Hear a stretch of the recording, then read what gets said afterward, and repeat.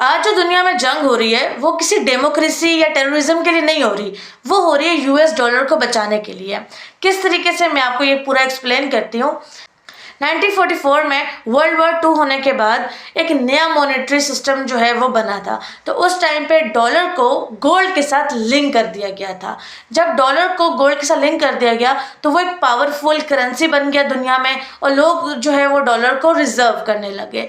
लेकिन 1971 में Richard Nixon नामी बंदे ने जो है वो डॉलर और जो गोल्ड था उसका जो लिंक था उसको ख़त्म कर दिया, जिसे हम निक्सन शॉक इवेंट भी कहते हैं। 1973 में जब सऊदीया और इसराइल की जंग हो रही थी तो उस टाइम पे यूएस के हेनरी किसिंगर ने जो है एक डील की सऊदीया के साथ कि जो आज के बाद जो ऑयल है वो यूएस डॉलर में जो है वो ट्रेड होगा, इसके बदले वो उन्हें मॉनेटरी में प्रोटेक्शन देंगे। ये डील उस टाइम पे डन हो गई और इस डील को आज कहा जाता है पेट्रो डॉलर, यानी कि दुनिया में जो भी ऑयल ट्रेड होगा वो डॉलर की सूरत में होगा।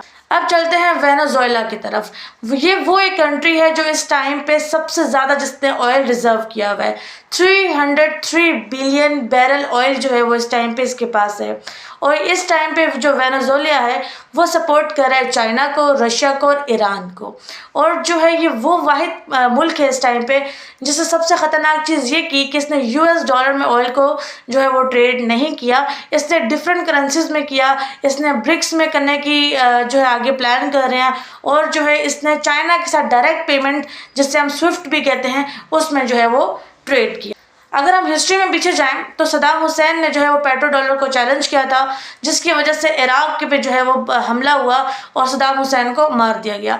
इसी तरीके से जो है इन्होंने गद्दाफी के साथ भी किया था और लिबिया को जो है वो ख़त्म कर दिया गया था, के साथ भी किया है। तो ये कोई इत्तेफाक नहीं है, ये एक प्रॉपर एक पूरा पैटर्न है। तो ये पैटर्न सिर्फ दुनिया को ये बताने के लिए कि जो यूएस डॉलर है वो कितना पावरफुल है और जो भी पेट्रो डॉलर को चैलेंज करेगा उसका अंजाम क्या होगा।